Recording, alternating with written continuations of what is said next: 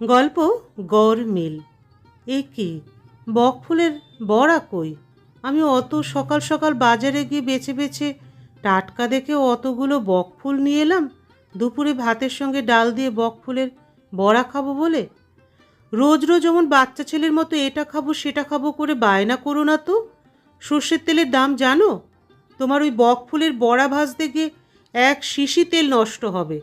তারপর মাসের শেষে তোমার জামাইয়ের কাছে টাকা চাইলে কথা শুনতে শুনতে আমার প্রাণ বেরিয়ে যাবে।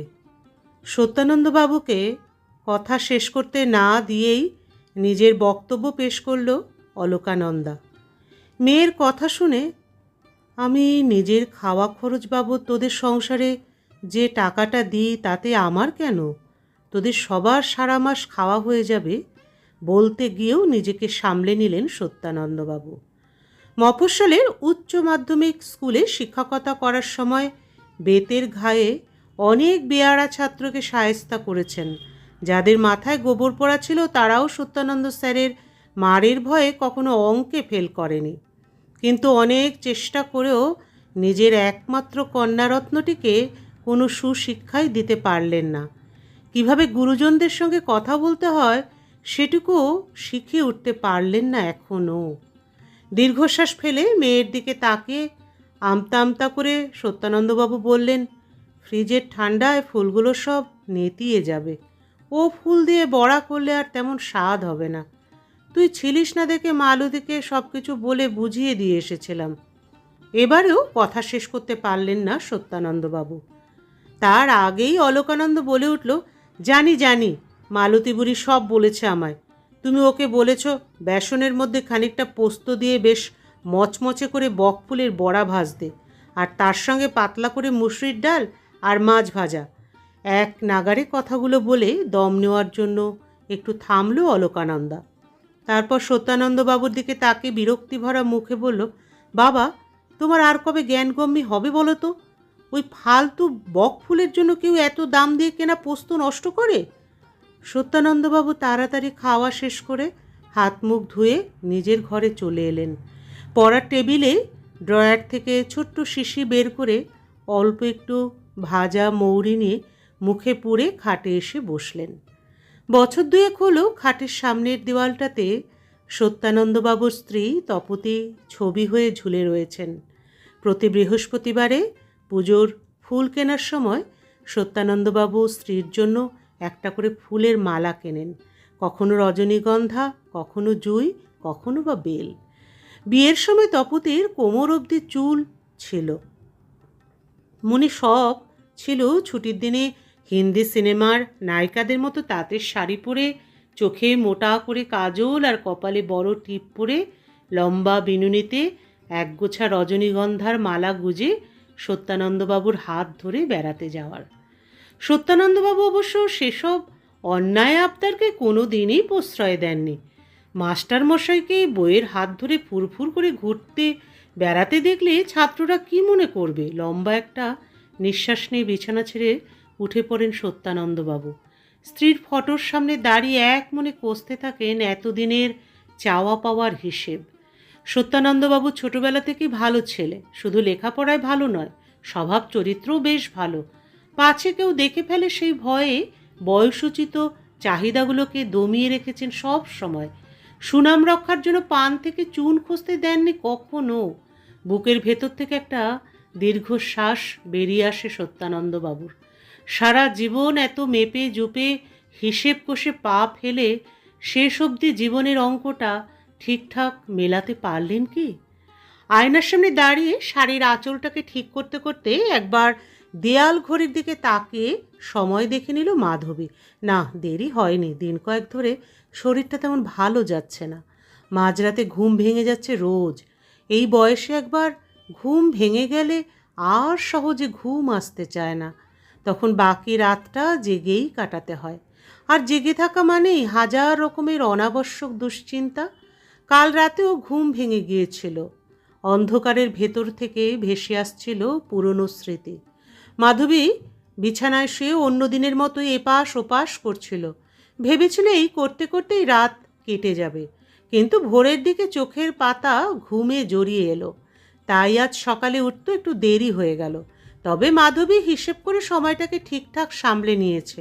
এখন বেরিয়ে পড়লে ঠিক সময় কাজের বাড়িতে পৌঁছে যেতে পারবে। গেটে তালা লাগিয়ে বাড়ি থেকে বেরিয়ে পড়ে মাধবী। বাইরে রোদের বেশ তাপ। ছাতাটা খুলে ছাতাটা মাথায় দিয়ে নির্জন পথ ধরে মাধবী এগিয়ে চলে গন্তব্যের দিকে। ফাঁকা রাস্তায় হাঁটতে হাঁটতে স্মৃতিগুলো মাথা চাড়া দিয়ে উঠছে। মাধবীর স্বামী অরুণ একটা ছোটোখাটো চাকরি করত। অল্প টাকায় বেশ টেনে টুনে সংসার চালাতে হতো মাধবীকে। অরুণ ভেবেছিল ছেলেকে ভালো করে লেখাপড়া শেখালে ছেলে বড় হয়ে সংসারের হাল ধরবে, বুড়ো বয়সে নিশ্চিন্তে কাটাবে। কিন্তু সেগুড়ে বালি। স্কুলের মাস্টারমশাইদের কাছে আলাদা করে প্রাইভেট টিউশনি নিয়েও অরুণের সুপুত্র রোহন কোনো দিনই পরীক্ষায় ভালো ফল করতে পারেনি। সাদামাটাভাবে লেখাপড়া শেষ করার পর অনেক চেষ্টা করেও রোহন একটা সাদামাটা চাকরিও জোটাতে পারেনি। রোজ দুবেলা খাওয়ার সময় বাবার মুখ নাড়া খেতে খেতে রোহন এক প্রকার মরিয়া হয়েই মুম্বাই পাড়ি দেয়। ওখানে ওর এক ছোটোবেলার বন্ধু ছোটোখাটো একটা কাজ করতো। রোহন তার কাছে গিয়েই উঠল। মাধবীর স্বামী আর ছেলে দুজনের স্বভাবই জানতো, তাই কাউকেই আর কিছু বলেনি। মুখ বুজে মেনে নিয়েছিল সব কিছু। রোহনকে অবশ্য খুব বেশি দিন বন্ধুর ঘাড়ে চেপে থাকতে হয়নি। মাসখানেকের মধ্যেই ও নিজের অন্ন সংস্থানের ব্যবস্থা করে নিয়েছিল। প্রথম প্রথম নিজের যোগ্যতা প্রমাণ করার জন্য বাবাকে কিছু হাত খরচ পাঠাতো। তারপর মূল্যবৃদ্ধির দোহাই দিয়ে সেটা বন্ধ করে দিল। বউ বাচ্চা নিয়ে ওখানেই বম্বেই সাজানো সংসার। মোটা টাকা নগদ নিয়ে বাবা মায়ের পছন্দ করা মেয়েকে বিয়ে করেছিল রোহন। অরুণ যতদিন বেঁচে ছিল ততদিন পেনশনের টাকায় কোনো রকমে চলে যেত দুজনের। কিন্তু বছরখানেক আগে অরুণ মারা যায়। পেনশনের টাকাটাও অর্ধেক হয়ে যায়। মাধবীর তখন নুন আনতে পান্তা ফুরিয়ে যাবার জোগাড়। ছেলে অবশ্য একবার বলেছিল দায়সারাভাবে বাড়িঘর বেচে দিয়ে ওর ওখানে গিয়ে থাকতে। কিন্তু মাধবী নিজের ছেলেকে হাড়ে হাড়ে চিনত। জানতো একবার বাড়ির বিক্রির টাকাগুলো হাতে পেলে মাকে ঘাড় ধাক্কা দিয়ে বার করে দিতে ওর বেশি দিন সময় লাগবে না। তাই হাসি মুখে প্রত্যাখ্যান করেছিল ছেলের প্রস্তাব। মাধবীর রান্নার হাত চিরকালই বেশ ভালো। যে ওর হাতে রান্না খেয়েছে সেই ওর রান্নার প্রশংসা করেছে। মাধবী তাই ঠিক করলো পেট চালানোর জন্য কোনো গৃহস্থ বাড়িতে রান্নার কাজ নেবে, তবে ধারে কাছে কোথাও নয়। চেনা জানা লোকের বাড়ি কাজ করলে হাবি যাবি প্রশ্নের উত্তর দিতে দিতে প্রাণ ওষ্ঠাগত হয়ে যাবে। তাই একটু দূরে কাজ নেওয়াই ভালো। কাজের খোঁজ করতে করতে একদিন হঠাৎই দেখা হয়ে গেল সত্যানন্দ স্যারের সঙ্গে। দিদি মানে স্যারের মেয়ে অলকানন্দার সঙ্গে কথা বলে কাজ বুঝে মাইনেপত্র পাকা করে বেরিয়ে আসার সময় দেখা হলো স্যারের সঙ্গে। মাধবীর মনে পড়ে গেল রোহন এই বাড়িতেই অঙ্ক শিখতে আসতো, কিন্তু তখন বাড়িটা এমন দোতলা ছিল না। তাই মাধবী বাড়িটাকে দেখে চিনতে পারেনি। স্যারের মেয়ে কাজের লোকেদের সঙ্গে বেশি কথা বলা পছন্দ করে না। শুধু হুকুম দিয়ে চলে যায়। কথা মতো কাজ না হলে পরের দিন চেঁচামেচি করে, একঝুড়ি কটু কথা শোনায়। প্রথম থেকে মাধবীর একটু খারাপ লাগতো, তবে এখনও সব গা সওয়া হয়ে গিয়েছে। এই তো গতকাল মাস্টারমশাই বাজার থেকে টাটকা বকফুল এনে পোস্ত দিয়ে বড়া ভাজতে বলল মাধবীকে। কিন্তু স্যারের মেয়েকে সে কথা বলতেই সে মুখ ঝামটা দিয়ে জিজ্ঞাসা করল, তোমাকে কে মাইনে দেয়, আমি না আমার বাবা? তারপর কড়া করে নির্দেশ দিল, এরপর থেকে এসব ফালতু কথা বলে একদম আমার সময় নষ্ট করবে না। যদি এখানে কাজ করতে চাও তাহলে আমি যেমন বলবো ঠিক তেমন করেই কাজ করবে। ওদের ঠিকেজি মঙ্গলা সুযোগ পেলেই মাধবীর সঙ্গে গল্প জুড়ে দেয়। একদিন কথায় কথায় বলছিল, জানো তো মাধবীদি, মাস্টারমশাইয়ের খুব কষ্ট। বৌদি মাস্টারমশাইকে একেবারেই সহ্য করতে পারে না। সুযোগ পেলেই কথা শোনায়, ঠিকঠাক করে খেতে অবধি দেয় না। ক্রিং ক্রিং সাইকেলের ঘন্টির আওয়াজে সম্মিত ফেল মাধবীর। চোখ তুলে সামনের দিকে তাকিয়ে মাধবী দেখল গন্তব্যের কাছাকাছি পৌঁছে গিয়েছে ও। সত্যানন্দ স্যারের সবুজ রঙের দোতলা বাড়িটা স্পষ্ট দেখা যাচ্ছে এখান থেকে। তুমি এত ভালো রান্না করো, এভাবে পরের বাড়িতে রান্না না করে নিজের একটা হোম ডেলিভারি সার্ভিস খুলতে পারো তো। পোস্ত দিয়ে মচমচে করে ভাজা বকফুলের বড়াটাকে মুখে পুরে পরম তৃপ্তিতে কথাগুলো বললেন সত্যানন্দবাবু। অলকানন্দা দিন কয়েকের জন্য সপরিবারে বেড়াতে গিয়েছে। বাবাকে রেখে গিয়েছে বাড়ি পাহারা দেওয়ার জন্য। সত্যানন্দবাবু এখন একাই আছেন বাড়িতে।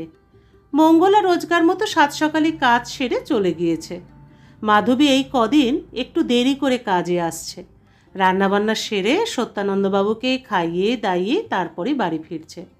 সত্যানন্দবাবু অবশ্য প্রথম প্রথম একটু আপত্তি করেছিলেন, কিন্তু মাধবীর জোরাজোরিতে সে আপত্তি আর ধোপে টেকেনি। কিন্তু তার জন্য তো অনেক টাকা লাগবে, আমি অত টাকা পাবো কোথায়? মেঝের দিকে তাকে শান্ত স্বরে উত্তর দিল মাধবী। সত্যিই তো, সত্যানন্দবাবু তো এই কথাটি একবারও ভেবে দেখেননি। মেয়ে তাহলে ঠিকই বলে। বাবার জ্ঞানগম্যি দিনে দিনে লোপ পাচ্ছে। সত্যানন্দবাবু আনমনা হয়ে জানলার দিকে তাকালেন। গ্রিলের ফাঁক দিয়ে বাঁদরলাঠি গাছটাকে দেখা যাচ্ছে। লম্বা লম্বা শিমের মতো ফলগুলো বিশ্রীভাবে ঝুলে আছে। সত্যানন্দবাবু গাছের দিক থেকে চোখ ফিরিয়ে নেন। মাছের কাঁটা বাঁচতে বাঁচতে ভাবতে থাকেন ফেলে আসা দিনগুলোর কথা। লোকলজ্জার ভয়ে সারা জীবন গুটিয়ে রেখেছেন নিজেকে, কখনো খোলাখুলিভাবে বাঁচতে পারেননি। তপতির কত স্বাদ ছিল সেজেগুজে চুলে ফুলের মালা জড়িয়ে স্বামীর হাত ধরে কয়েক পা হাঁটার। সত্যানন্দবাবু তখন সব কিছু জেনেও না জানার ভান করে থাকতেন। এখন তপতি চলে যাওয়ার পর খুব মনে পড়ে সেসব কথা। তাই প্রতি বৃহস্পতিবারে নিয়ম করে তপতির ফটোটাকে মালা পরিয়ে দেন। অলকানন্দ কম বয়সে একটা ছেলের প্রেমে পড়েছিল। ছেলেটা লেখাপড়ায় তেমন ভালো ছিল না। ওই ছেলের সঙ্গে মেয়ের বিয়ে দিলে লোকজনের কাছে আর মুখ দেখানো যেত না।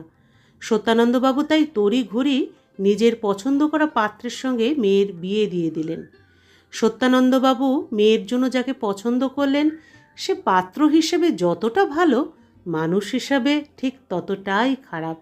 শিক্ষকতা করার সময় চরম অবাধ্য ছাত্রকে বেতের ঘায়ে চোখে সর্ষে ফুল দেখিয়েছেন, কিন্তু ছাত্র আর জামাই এক জিনিস নয়। মেয়ের বিয়ে দেওয়ার পর দিন কয়েকের মধ্যেই সত্যানন্দবাবু বুঝতে পারলেন ওই সুবিধাভোগী অর্থপিশাচ জামাইকে সোজা রাস্তায় আনা তার কম্য নয়। তপতির অসুখের সময় শাশুড়ির সেবা করার ছুতোয় সেই যে বাড়িতে এসে উঠল, তারপর থেকে আর যাওয়ার নাম নেই। একতলার ওই ছোট্ট ঘরটা ছাড়া পুরো বাড়িটাই এখন জামাইয়ের দখলে। বিয়ের কথা পাকা হওয়ার পর থেকেই অলকানন্দা আর বাবাকে দু চোখে দেখতে পারত না। এখন সুযোগ পেয়ে সুদে আসলে গায়ের জ্বালা মিটিয়ে নিচ্ছে। আপনাকে আরেকটু ভাত দিই? মাধবীর প্রশ্নে সত্যানন্দবাবুর চিন্তায় ছেদ পড়ল। উনি ঘাড় নেড়ে ইতিবাচক উত্তর দিলেন। মাধবী খুব যত্ন করে সত্যানন্দবাবুর পাতে এক হাতা ভাত দিল। সত্যানন্দবাবু ভাত মাখতে মাখতে বললেন, টাকার জন্য কোনো চিন্তা করো না। তোমার হোম ডেলিভারির ব্যবসা শুরু করার জন্য যা টাকা লাগবে আমি দেব। মাধবীর হাতের ডাবু হাতাটা থেকে খানিকটা ডাল চলকে পড়ল ডাইনিং টেবিলের ওপর। মাধবী অবাক হয়ে সত্যানন্দবাবুর মুখের দিকে তাকিয়ে রইল। মাস্টারমশাই শুধু শুধু ওকে ব্যবসা করার জন্য টাকা দেবেন কেন? যদি ব্যবসায় লোকসান হয় তাহলে তো টাকাগুলো সব জলে যাবে। তাছাড়া মাস্টারমশাই টাকা দিতে চাইলেও ওর মেয়ে জামাই সেটা মেনে নেবে কেন? ওরা হয়তো ভাববে মাস্টারমশাইকে একা পেয়ে মাধবী তাকে ফুসলিয়ে অতগুলো টাকা আদায় করে নিয়েছে। মাধবীর মুখ দেখে সত্যানন্দবাবু ওর মনের কথাগুলো বেশ ভালোভাবেই বুঝতে পারলেন। অল্প হেসে উনি বললেন, সারা জীবন ধরে আমি অনেক হিসেব কষেছি, কিন্তু জীবনের অঙ্কটা কখনো ঠিকঠাক মেলাতে পারিনি। তাই এই শেষ বয়সে এসে একটু বেহিসেবি হয়ে দেখব ঠিক কতটা গরমিল হলো। মাধবী চোখ নামিয়ে নিল। মাস্টারমশাইয়ের কথা শুনে বোধহয় একটু লজ্জা পেয়েছে। সত্যানন্দবাবু আবার জানলার দিকে তাকালেন। এবার আর বাঁদর লাঠি নয়। সত্যানন্দবাবু জানলা দিয়ে লাল ফুলে ভরা কৃষ্ণচূড়া গাছটাকে দেখতে পেলেন। বন্ধুরা, গল্পটি কেমন লাগলো অবশ্যই আমাকে জানাবেন। বন্ধুরা, গল্পটা যদি ভালো লাগে আমাকে অবশ্যই ফলো করবেন। ভালো থাকুন, সুস্থ থাকুন।